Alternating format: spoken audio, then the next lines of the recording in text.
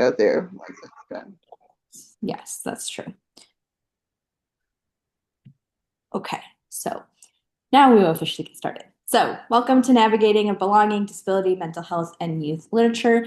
I'm Anna Kohout. I'm the Executive Director of A Place for Us. When we are a nonprofit, national nonprofit that aims to create a virtual space for students with disabilities to connect and empower one another through peer mentorship that spans from high school through college. And we are very excited to have Edcel and Dr. Jeremy with us tonight from Illinois State University. And Alexis will take it from here, and she is going to be our moderator for tonight's event. Hi, everyone. Thank you for joining us. Just a couple quick things before we get started. Please keep your microphones muted in case there's any background noise you don't want to interrupt. If you have any questions at any time, you can put them in the chat and we'll go through them at the Q&A section at the end of the event. So feel free to ask the question anytime, but we won't get to it till the end, just so you know. And we will be starting with hearing from Edcel and Dr. Jeremy Johnston, and then we'll have the Q&A section. And we're very happy you're here, so thank you, and we can get started. Awesome. All right, yes, I'm happy to get started. Kicking us off. Hello, everyone. Thank you so much. First of all, a place for us for having us here tonight to sort of speak, and for those of you in attendance to join and participate, and looking forward to hearing some questions and conversations that we'll have over the next little bit. As far as a little bit of by way of introduction of myself, as sort of noted, my name is Dr. Jeremy Johnston. My pronouns are he, him, and I'm an assistant professor of children's and young adult literature at Illinois State University. To touch briefly on my background for a little bit of context for my own relationship with this topic, I've written and published on mental health and young adult fiction for a few years now. I started sort of working on this topic way back when I was doing my master's, and I was writing on youth mourning practices, and there was a lot of discussions around mental health with regards to narratives about grief and mourning. And so when I started my PhD, I wanted to lean more into that piece of the conversation, of the mental health side specifically. And so my doctoral work was specifically about examining the political and economic implications of young adult novels about mental health. So I'm really excited to chat with you all today about these intersections of youth literature and mental health, disability, and specifically the notion of happy endings. And so please feel free to click to, I do have one slide.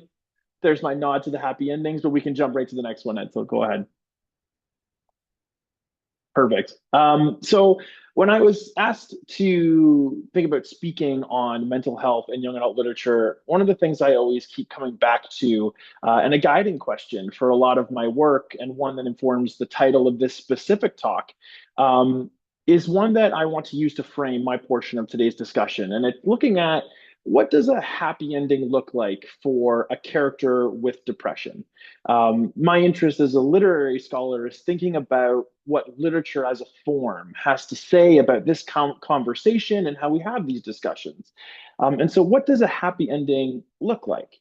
Right? It sounds a little simple, maybe even sentimental, but I think that the question kind of gets at the heart of a real literary and ethical tension, because literature by design wants to organize things. It gives us beginnings, middles, and ends. It's often built on progress of some kind, on movement, on things getting better or things maybe getting worse. But mental health, and especially something like depression, though we could put a lot of different types of distress in there, don't always move that way. It loops, it stalls, it returns. In many ways, the experience of depression refuses a narrative logic that we would expect a story to have. So what happens when you try to tell a story about something that doesn't obey the rules of storytelling? And young adult fiction, I think in particular, has this deep investment in this kind of structure, especially because it's defined by transition and moving between things. As scholars such as Roberta Salinger-Treitz have, famously argued in the field, young adult literature is a lot about power and how adolescents, learn to exist within or resist the social systems around them. There's a lot of coming into knowledge and a negotiation between the self and society as a whole. And so that developmental logic is both the beauty and the trap, I think, of YA, because when you pair that form with narratives of mental distress, you inevitably kind of invite the question, what counts as growth? What constitutes growing in this context? And so in many YA novels, recovery becomes synonymous with things like development, with moving forward, with teen characters becoming, they're returning to school, they're reconciling with family, they're rejoining the social order. And those are powerful and often hopeful trajectories, but they also reflect a particular kind of ideology, and that idea that healing means being productive again or regaining your place in a social order. And maybe that place is something that was, inevitably causing that mental distress in the first place. And so that's a question worth inviting. And so feel free to next slide. And so depression specifically as a signal complicates this structure quite a bit. It doesn't lend itself to the kind of rising action or neat resolution that we want out of stories. It's repetitive, it's recursive. It often is described in a circular or spiral-like manner. There's kind of a temporal disobedience built into it because it doesn't go anywhere. And we can see various authors grappling with this formal problem across contemporary young adult fiction, but even dating back to proto-YA books such as J.D. Salinger's The Catcher in the Rye. In more recent examples, like Turtles All the Way Down, so a few of the novels I'll note here are depicted on the slide, the covers of these titles. But Turtles All the Way Down, John Green makes this metaphor more literal. So his teen protagonist, Asa Holmes, her OCD thoughts spiral inward, looping infinitely. The narrative starts to mirror that spiral structure. Many things in the text double back on itself. And Green, in the way he constructs the novel, refuses to offer this linear trajectory towards a cure. The novel ends not exactly with recovery, but with the recognition that the spiral will continue, but so too will Asa. And how do we sort of reconcile that? In other texts, such as Laurie Halse Anderson's Winter Girls or Adib Karam's Dariush the Great is Not Okay, they use their own kind of fragmented or formal techniques to similar effects. There's disjointed structures, there's repetitions of certain phrases, there's lots of blank spaces in those novels. And these are not just stylistic flourishes, but they're formal attempts to capture the experience of living inside of a non-linear experience, or just existing in time a little bit differently. And so the story keeps breaking down because the self keeps breaking down. And I think that's kind of an important point here, where the form of these stories becomes a reflection of the symptoms. The novel's very shape start to mimic the rhythm of something like depression. And so the fact that many YA novels about mental health are written through the first person narration also is important here. Thinking of Dariush the Great is Not Okay, for example, Dariush, our adolescent protagonist, does not write his story solely to just narrate his experiences, but he's also writing to be heard. He's trying to speak to readers, and he offers a range of rhetorical questions throughout the text. And this sort of framing in a novel like Dariush the Great is Not Okay really reinforces that its existence as a cultural artifact reflects a yearning for and an attempt to open a larger emotional dialogue with those willing to engage. And for us as readers, it's up to us to be able to read Dariush's thoughts and sort of develop that empathy and foster a perspective of understanding where he's coming from. And so this brings us back to that question of endings. When we think of, the young adult literature marketplace, the people who engage with it most, teachers, parents, publishers, and of course, young readers, there's often an expectation that these novels will resolve with hope.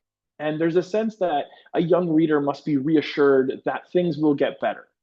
And the question I think this opens up for us is, okay, but what do we do when it's not that easy? Or what if better isn't the right word? For many of these characters who experience these, have these experiences, a more honest ending isn't necessarily one of triumph or clarity, but endurance we often see, right? The ability to kind of keep going, the quiet recognition that getting up and moving on day to day and surviving in that way can itself be its own form of resistance. So in Turtles All the Way Down, for example, returning to Aza, she says at one point in the novel, "Your now is not your forever." And it's a very hopeful line, but it's also not a falsely redemptive one. The spiral doesn't end in that novel, but it becomes livable. And that's a very different kind of closure than expecting that she'll be cured, where rather she learns to coexist with her experience. We might call it sort of like an everyday ending, an ending defined not by some big transformation, but by persistence. That and that's not something that literature, broadly speaking, is really comfortable representing.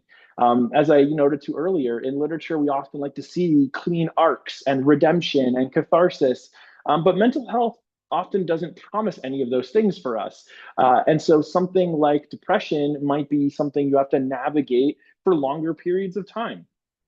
So when we see young adult literature bend itself towards a happy ending, it's also really testing the boundaries of what that happiness means. And maybe the point isn't necessarily, finding capital H happiness, but rather the ability and capacity to really inhabit one's life and to keep narrating even when that plot refuses to kind of resolve itself. Edcel, if you want to hit to the next slide. And so this, I think, is what YA fiction does really well. It gives young readers a language for thinking about what it means to live with a kind of mental distress, that it can feel what it can feel like both emotionally and narratively, and creates what we might call emotional literacy, that ability to name and hold feelings that don't fit neatly into the scripts of productivity or progress. And so YA authors have become some of our most interesting theorists of emotional life, and particularly in our recent era. These stories quietly resist the idea that our value depends on us being fixed or functional, and whatever that means, or more future oriented, but instead, they remind us that a person's worth is not contingent on their ability to overcome suffering. And in that sense, young adult fiction doesn't just depict mental illness or mental distress. It often critiques that social and economic systems that so many young people feel hopeless against in the first place. And it insists on the legitimacy of ambivalence and ambiguity and just the dignity of persistent living. And that's something that literature as a form can uniquely do well. It can hold this contradiction. It can let readers really sit inside of these unresolved, the unending, the not yet okay, but we're getting there. And that's, so if you wouldn't mind moving to my last slide.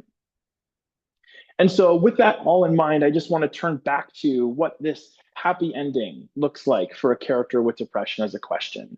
And maybe it looks like waking up. Maybe it looks like making a joke or getting out of bed. Maybe it looks like telling the story itself. And so it's not necessarily about characters learning to feel happy or even feeling like they're completely healed, but it's about being allowed to continue, about seeing yourself not as a problem to be solved, but as a story that is unfolding. And that, I think, is the ethos of a lot of contemporary YA mental health literature. It teaches us to locate joy, not necessarily in a neat resolution, but in that repetition, in persistence, in the quiet, less glamorous act of just living. And maybe that's the most honest form of hope that literature can offer, which is not the promise that everything will be okay and work itself out, but that the reminder that you and your story are important and will keep existing even when things might not be okay. And we can find a way through them. And so with that, I'll like to pass things off to Edcel. But thank you so much for having me here today.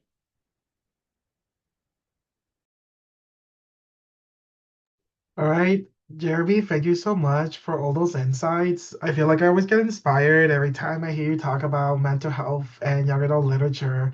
And it's a good segue with what I want to bring today. So I'm focusing a little bit with a framework that I'm currently theorizing and exploring for my own dissertation. Before I get too ahead of myself, let me introduce myself and give you a little bit of context of my project. I'm Edcel Javier Gonzalez. I'm a current PhD candidate at the Department of English at Illinois State University studying children's and adult literature. My focus specifically is studying contemporary children's media and literature in topics of mental health, but I'm particularly interested in representation of parents and children, more specifically how parents talk about issues of mental health with their kids, specifically such as anxiety or depression, and how parents are represented in a positive light when talking about mental health in order to make that safe space available and normalize conversations of mental health. So questions I explore in my dissertation go from how does a picture book where a parent and their child talk about depression and anxiety look like? What kind of resources do we see in the paratext that are provided by the author? Um, how is the child character noticing that their parents are going through anxiety or depression in implicit or explicit ways.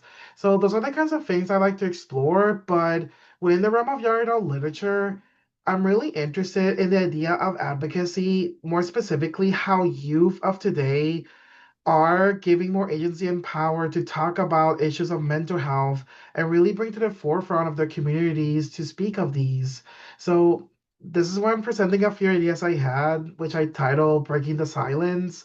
Because within Latinx literature, and I say this as a Puerto Rican born and raised on the island, mental health was something that I was raised to not talk about at all, with the risk of not appearing abnormal, if you will.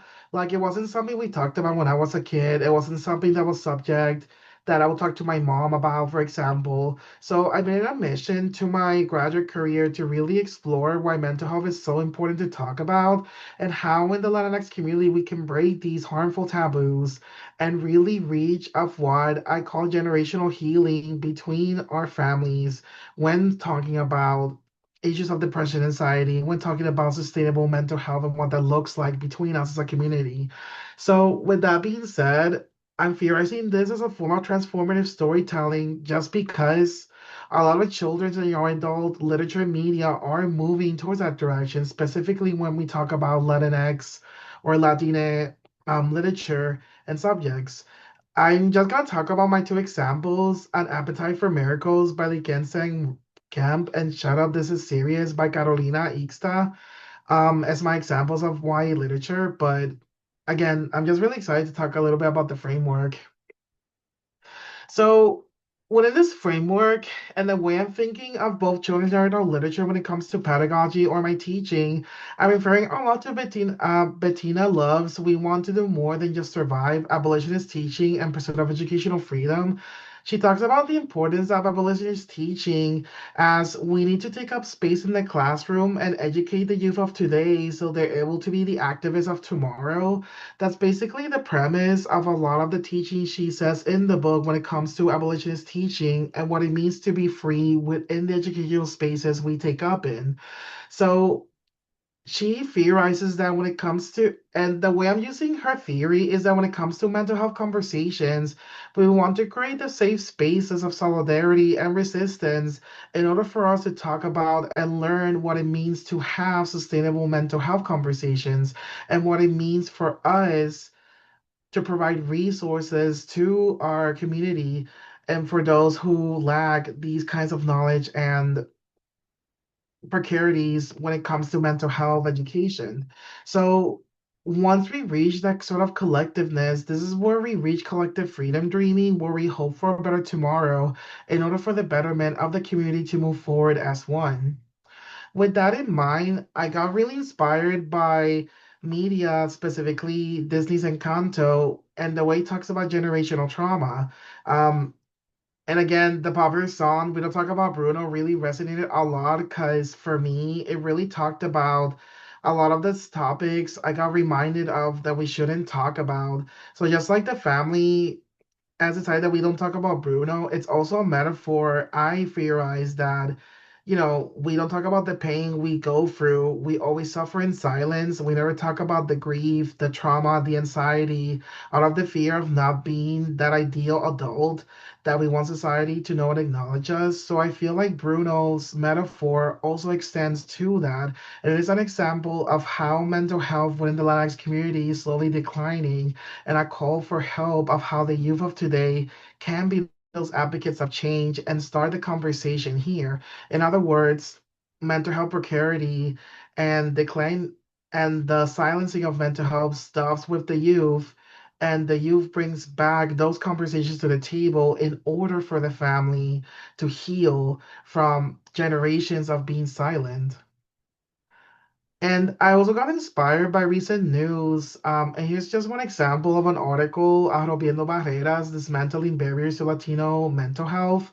And here I quote, despite many Latinos experiencing mental health issues, access to equitable and adequate care is difficult due to the significant shortage of mental health providers with multicultural backgrounds who can meet the unique needs of Latino communities in the United States. According to the 2021 data from the American Psychological Association, more than 80% of the country's psychology workforce was made up of white psychologists. Latinos, on the other hand, make up a mere 8% of the psychology workforce. So, in a more interdisciplinary perspective, mental health affects us all in one way or another, but the Latino community is affected in many different ways and disparities. So, part of my research is to identify these gaps and show how literature, even though a lot of people want to argue that, well, it's fictional, meaning it's not real, it can provide that backbone and messaging and wake up call that yes, we need to talk about mental health more than ever. In my framework, I focus on three main theoretical um, niches, if you will. So I do a lot of my work on Asaldua's Borderlands, more specifically how she talks about silencing within the Latino community.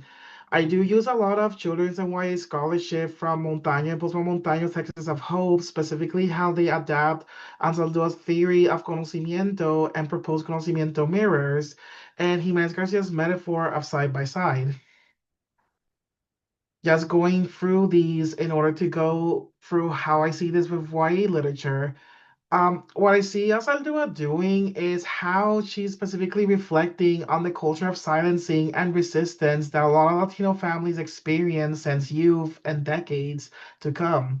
This is why I started with my own personal story of how my research is very engaged in reflecting back on moments I wasn't allowed to talk about mental health and how other Latino also have experienced similarities between their culture and lived experiences.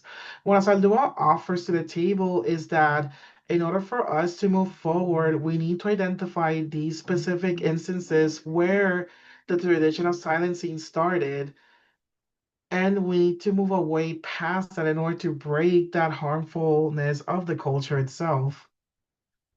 When we provide tactics of hope, what Montaño Postma Montaño are suggesting is that Tactics of Hope means that we give the tools to our youth in order for them to feel confident to talk about certain subjects and create spaces for them to learn and gain that knowledge or conocimiento.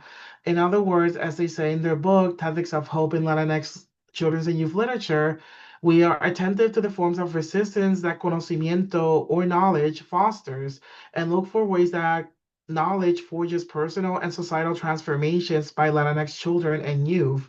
So the way they theorize tactics of hope is forms of resistance that allow us to trace back Latinx authors and artists of children's and young adult literature that are currently destabilizing unjust and inequitable practices and ideologies by presenting more equitable characters and making more visible the Latinx community. In other words, if a lot of children read more stories where they see young protagonists fighting for their rights, becoming activists, talking about mental health, helping their family heal from their previous trauma, and helping them move forward as a collective, then they too can become those makers of change in the community. And that's where a lot of my work with young adult literature lies, where I identify those instances and self reflecting work happening, and how through that reflective practice, how are these characters feeling confident in themselves to move not only themselves, but their community forward in order for healing to happen?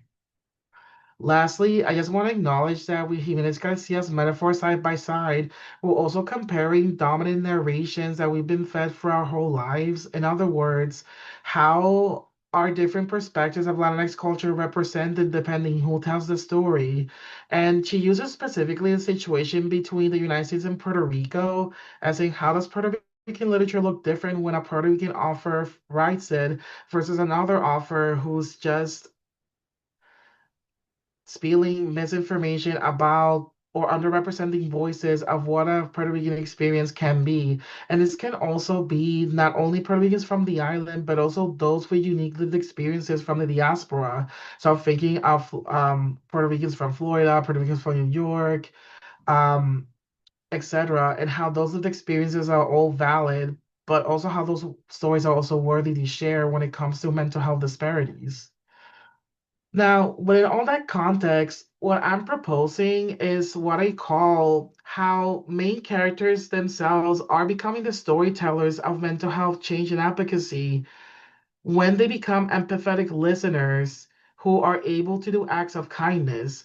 So, with this, when I'm proposing that we no longer live in a day and age where the main character is the one who saves us from disparity or disaster, I'm proposing that instead of the protagonists doing all the bulk work themselves, they actually listen and collaborate with the other characters that are in the story and become that empathetic listener. Listen to their problems, listen what's going on. How can they solve these different issues together? So it no longer becomes a narrative about the individual going forward and basically breaking away from from that mental health challenge. Rather, how are they supporting each other for them to get through the mental health crises? So with my two examples, and I'll just give a short synopsis of how I envision this within the bigger scope of young adult literature. For my first one, I'm Appetite for a Miracle. This is a YA novel in verse whose protagonists, Donna and Raul, navigate identity and mental health within their Mexican, Chicano, or Chicana X culture. Specifically, Donna deals with insecurities tied to her mother's weight criticism and cultural expectations. And again, this hit very far from home because that was definitely my childhood growing up. Mom constantly saying I'm too big. But again, that's important about young adult literature. I feel like it's more empowering once we see aspects of our own lived experience represented within the literature and how we're able to tackle and talk about these certain topics that usually in the past would not be talked about at all.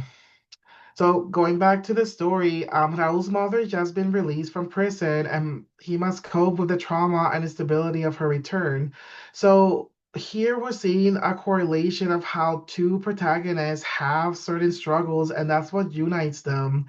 But what's really interesting is that it's not just the individual, it's a chance for them to basically coexist with each other and how they too can become the co-agents of healing. In other words, how both of them become those empathetic listeners for them to understand both their struggles and how they can support each other in order to reach healing. So, in other words, a lot of these Latinx YA novels don't just move that there's this one hero that takes the forefront of the narrative.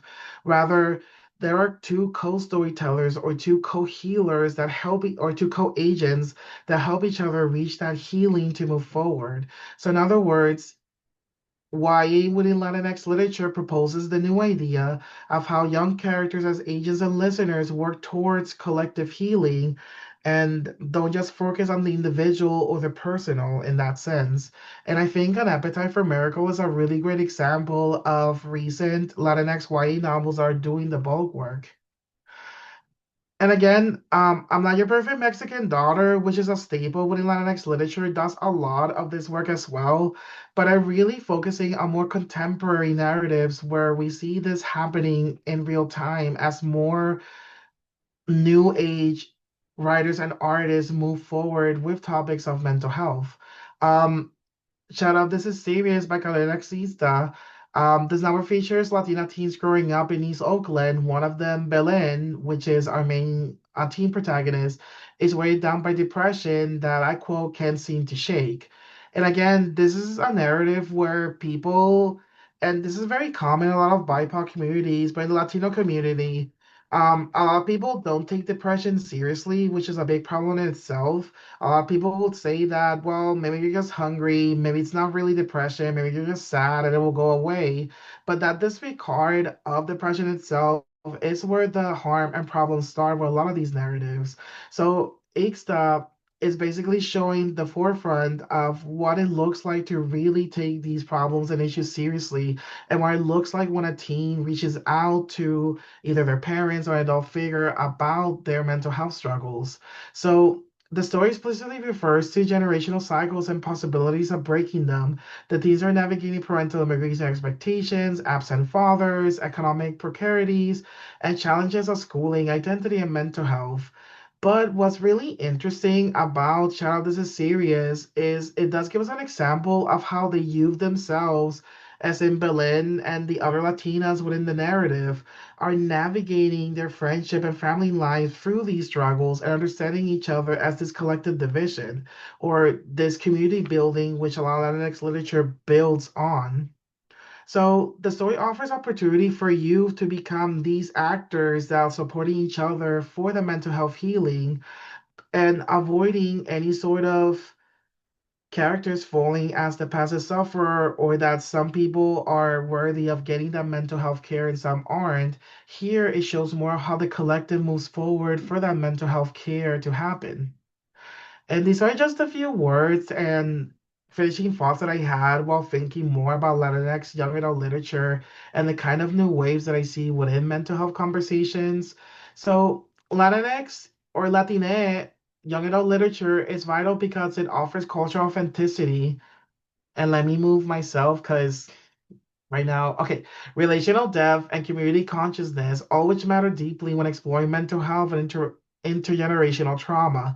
And again, a lot of these start with our family stories and getting to know our family's past as well. And this is what a lot of Latinx authors are aiming for when writing these stories.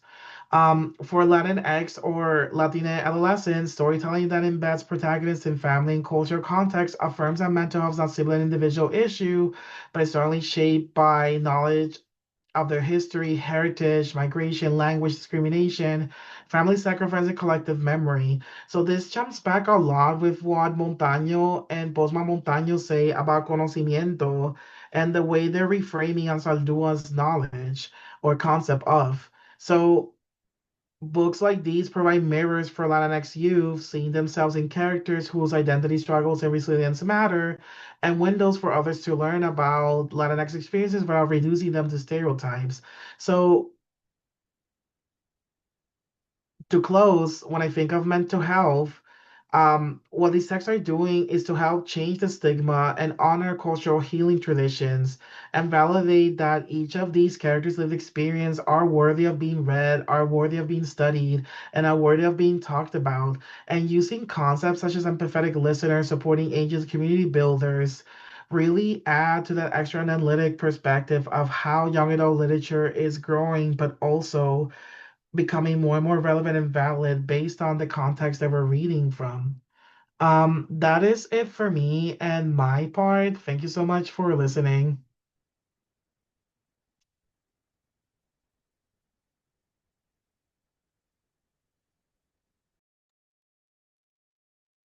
Thank you so much, both of you. That was excellent. I learned a lot from that. I think we can move on to the question section now. Um, I don't see any in the chat, but feel free to put some. We have some questions pre-prepared as well, which I will start with. So this is a question for Dr. Jeremy Johnston. What if someone really wants to feel that catharsis when reading literature involving mental health struggles? Could the lack of the catharsis be a detriment?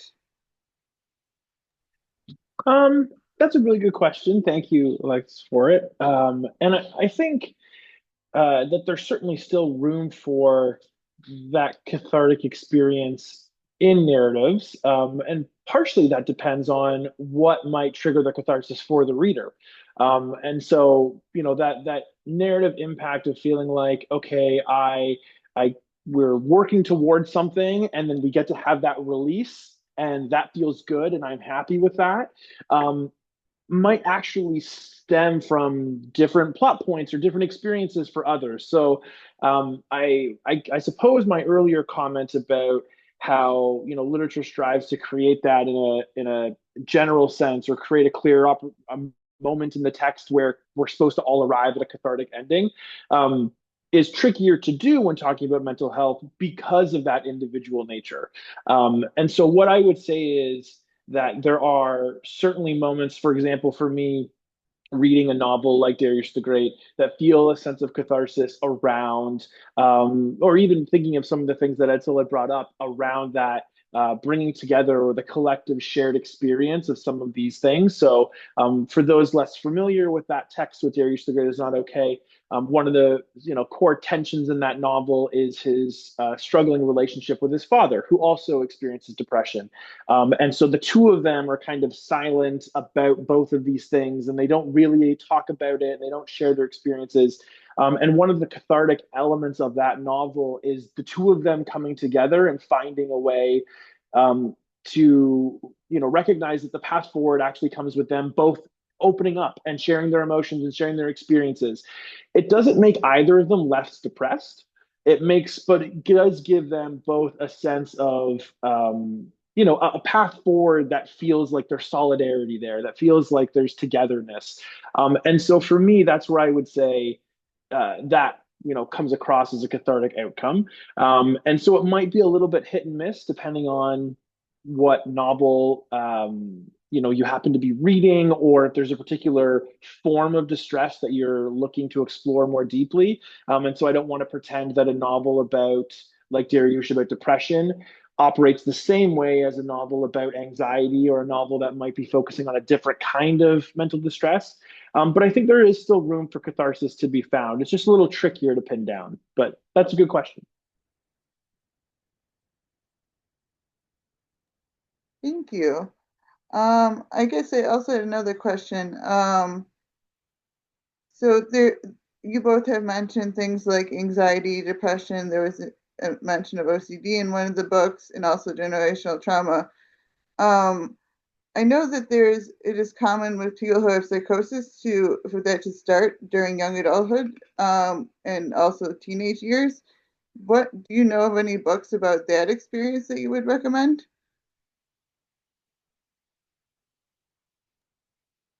And so, do you have any off the top of your head that? No, not that I can think of. Yeah, I mean, one that I'm thinking of a couple of novels that are centered around, um, I would say, like community healing in, healthcare facilities, where most of the, let's say, the ensemble cast of the novel it's sort of a group of adolescents. So I'm not coming to mind specifically of one where we get this core central protagonist who is navigating that. But I'm just trying to think of what specific titles. I know I've definitely come across some texts where, um, again, in that, let's say a character has gone to a facility or treatment facility, like an inpatient thing, and they're meeting other characters with a wider array of experiences. I'm thinking of like The Memory of Light, for example, is one by Francisco X. Stork, where our protagonist is experiencing depression, but she goes to a facility where someone is experiencing bipolar disorder. Another person in there is experiencing or sort of navigating early stages of schizophrenia, as well as anger related issues that someone else is dealing with. So I think of works like that where you might be able to touch on some of those topics and those ensemble looks. But I'm struggling to come to think of a text right now where that's the central narrative. But Edsel, you might correct me if you can think of something. Yeah, well, not specific young adult novels, but if we think of adult graphic novels, for example, and when I think of adult, beyond the age of 18, I'm thinking like new adults, if you will. So I'm thinking of like 19 to 25, if we were to put an age group. I'm thinking of Rachel Lindsay's RX, a graphic memoir. Just because it is a graphic memoir where she talks about how, because of her bipolar disorder, she was forced to go in a facilitation, but I'm analyzing that graphic novel specifically because it is an interesting way to think about normativity, as in what happens when you as an adult lose your agency as an adult because of mental health issues, and your parents are basically taking back control of you in that regard. So that's another thing. So I'm analyzing what in health, medicine, and health humanities, graphic novels that have that shift of control where the adult loses their autonomy and agency because of the mental health issue.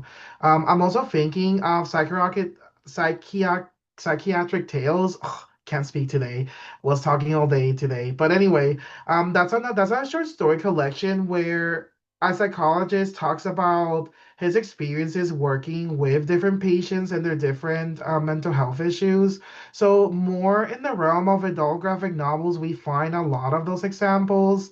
But I will be curious to read more young adult novels and see what comes forward within the next few years that can touch more on these topics.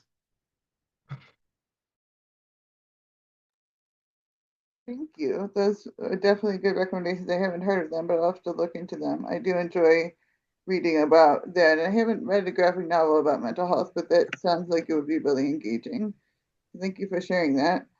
I had another question about, I think Dr. Jamie Johnson shared a novel from a long time ago, and I know there's some more recent ones. There's probably more ones that are recent than old ones, but I'm curious if you have any comments on how the depiction and kind of representation of mental health in young adult literature or literature in general has evolved over time. Yeah, and so if you don't mind, I'm happy to sort of chart some of this a little bit. And so, you know, depending on which scholars you'll speak to, the different ones point to different texts as sort of the quote unquote first young adult novel and really where that emerges. But proximally, it's around the mid 20th century. And so I cited in that slide The Catcher in the Rye, even though it's not technically a young adult novel in the sense that it was marketed for teens and adolescents. It does share a lot of the qualities that we see reflected in young adult literature. It centers around an adolescent experience and is sort of giving us that first person dynamic and narrative. And it is a novel about a character, Holden Caulfield, who is struggling with depression and the grief of having lost his brother. One of the things that that particular novel does is open up how difficult it is to talk about grief and mourning, and particularly for youth, and particularly in the mid 20th century for young boys. For context, Salinger writing that novel was coming out of the aftermath of World War II and didn't have really a space for reflecting on his experiences there, and so Catcher in the Rye is sort of birthed out of his need to want to talk about the grief and losing quote unquote brothers and what that looked like. And that's where we kind of get that novel. But most of that narrative is less about the conversation around Holden's mental health and more about him trying to understand his experiences. Where I would say that growth has happened now is through the latter part of the 20th century. We saw more texts where conversations around mental health were really medicalized and a focus on, well, if you're experiencing a certain form of distress, whatever it is, that you might be institutionalized, or we're going to send you to a facility, or as soon as you start, seeing a therapist, everything would be okay. So a lot of, YA novels about this topic through, let's say, the 70s and 80s and even into the early 90s often result like, they find a resolution with a character eventually relenting and accepting that they need help and going to therapy, which I always find is a funny piece to end a story on, because if anyone's ever been to therapy before, that's usually the start of the story, but not the ending of it. But therapy was often sort of positioned as this: if you just get to therapy, you'll be okay. I think the 21st century pivot that I would mark as a larger trend is seeing more novels about what the quote unquote recovery process looks like on the other side of therapy and living with different forms of distress. And that wasn't, hardly existed at all pre 20, in the 20th century. So those for me would be sort of big trend shifts between the discussions, from not talking about it at all to talking about it, but finding that, therapeutic or medical resolution, to really sitting with the nuance and complexity. And I think there's still a long way to go, but I think we're moving in the right direction. So Edcel, I don't know if there's more you want to add to that, but. No, I think that's perfect. And from Latinx literature, I'm just excited to see what new upcoming authors have to write about mental health and their specific contexts is, to be honest. Um, and I say this it's it's interesting because Julie Takes a Breath, which was originally a novel, but then the graphic novel version came out recently. And what I like is kind of thinking of the remediation as in how the graphic novel version is giving us sort of new perspectives that the novel necessarily did not when it comes to the context of queer Latinx youth when engaging with mental health issues, and how the graphic novel brings forward these new perspectives to read about and study. So I'm really excited that not necessarily for new literature to come out, but also that remediation of literature as well, as in the potential of more media and other forms of reading that comes for adolescent and youth.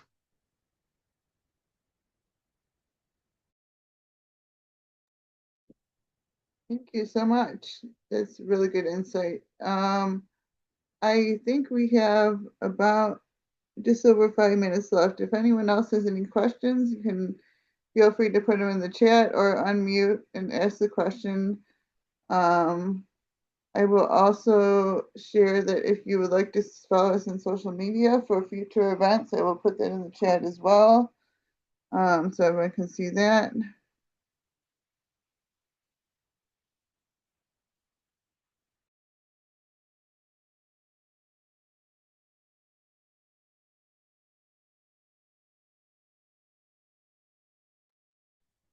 Alexis, do you want me to put our website too? Yeah, that would be good. I'll put our website too. But yes, in the meantime, please feel free to ask questions or put them in the chat.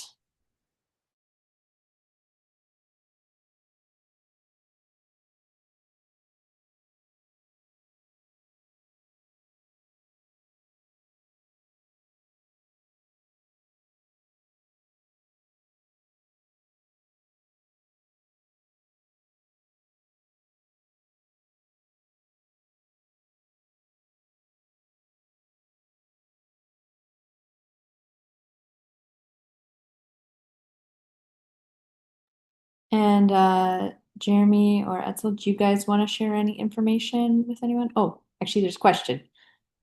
Julia asked, how can we spread this information in book topics to youth who may benefit? Oh, good question. Yeah, well, I think one of the best ways I've seen a lot of these books, and the ones I picked out, I got them thanks to Bookstagrammers. So I'm friends with a lot of them who have dedicated um not necessarily a hobby, but their advocacy into promoting books. Like a lot of my friends back home are passionate to promote Puerto Rican literature and Latinx literature, for example. So I see a lot of content creators depending on different topics by month. So when it comes to National Mental Health Awareness Month, for example, that's when the content creators really go crazy in promoting with their creativity and different videos about books that we should read. either to your kids, to your teenagers, even us as adults, that there's a lot of books that out there that we can read and learn more as we're gaining more experiences about mental health and nuances about it as well. So I would say definitely social media, especially all the trending ones that our teenagers of today are really into. Those are the ones we should tackle. And that's me trying to figure out and keep up with what new social media is going to open in the future and what's going to happen. But I would say that number one. Number two, local librarians. They're always the ones that are going to advocate for books. So please sponsor your local libraries, talk to your local librarian. They're the future for us.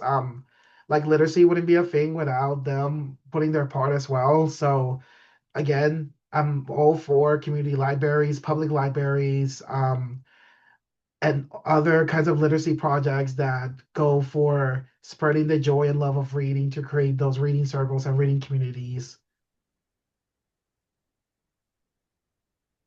Yeah, that's a really important point, Etzel, around local libraries. That was going to be my sort of go-to. Is like that's going to be your best entry point into this conversation. I will say there are some other organizations that are really I would say primarily concerned with trying to advocate for wide and diverse literature, inclusive of mental health, and then of course of other topics and how these they intersect with one another. I'm also happy to share in the chat here one that is very helpful. Social Justice Books can be a really useful online resource where I just listed there sort of a book list, but they have people routinely writing reviews for literature as it's coming out and sort of advocating if this feels like it's good representation of something or if it's lacking in some ways, depending on what sort of topics you're interested in and whether that's culturally, whether that's narratives about whether it's race or gender or economics or mental health. There's lots of conversations about this, and they organize it based off of reading group and age and stuff. So whether you're looking for picture books, whether you're looking for more middle grade literature, or whether or not young adult literature, nonfiction, fiction.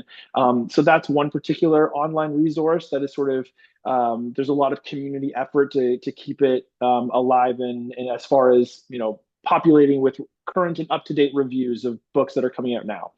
So feel free to bookmark that. And it's honestly one I return to all the time to see what's new and what's been published that I might have missed or something, and just trying to get a temperature of where the conversation is at in that community. Yeah, and I would also, adding to that, I would also encourage all of you to be the advocates of your community and just talk about, um, first explore mental health books within YA or children's literature. And then once you read them, be the advocates of your community and talk to people about it. I feel like word of mouth is very underrated, but it's also an effective method to spread the word of, what's in or what kind of books people should read more about or get to know more about as well. Yeah, and we'd be happy to share any recommendations that either of you have on our Instagram and Facebook. So maybe after this, you guys could email your favorite YA books about mental health, and we could definitely post it as well. For sure. Yeah, I'd be happy to make a graphic. No problem. Awesome, thank you. Yeah, that would be awesome. Thank you guys. Is there anything you guys would like to share that you have coming up or ways to stay in contact with you if you would like? Let me, sorry. I'm a little bit sick, but let me share again my business card. Well, I'll share the link. So if anyone wants to contact me, best way to reach me is by email. So edselisu@gmail.com. For any inquiries, collaborations, events to plan. I'm happy to collaborate with people and to plan events like this one. Um, and my business card will just have my social media. Feel free to follow me on Instagram, Facebook, Twitter, well, X, even though I don't use it that much, but Instagram and Facebook definitely. Those are the ones I mostly use. And I'll just pull out the QR code in case anyone wants to take a quick screenshot. of it. Let me just share my screen again. And there it is. Feel free to scan it if you want. It will just lead to social media, so my upcoming projects. For now, my biggest project, well, right now I'm gonna go to a conference next week. I want to finish my dissertation. I'm working on my next poetry book, so the projects and work never ends. But I'm happy to chat and talk about books. That's like my favorite thing in the world. That's why I'm studying it for a living. Awesome. Thank you. And Jeremy, do Awesome. you have anything? Yeah, I just dropped my email in the chat there. I always say that, like, well, not always say, but I said more recently, my social media dynamic is always relatively in flux, and my relationship with it is ongoing and involves.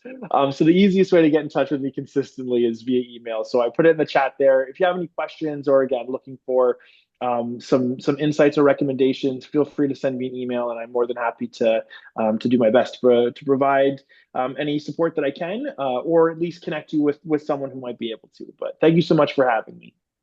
Well, thank you guys so much for presenting. It was really informative, and I appreciate you guys taking the time today to present to everyone. And thank you for everyone Yeah, for coming. no, and thank you so much for the invitation. We really do appreciate it, and we're always happy for future collaborations as well. Awesome. Love to do that. Awesome. All right, I'm going to stop recording.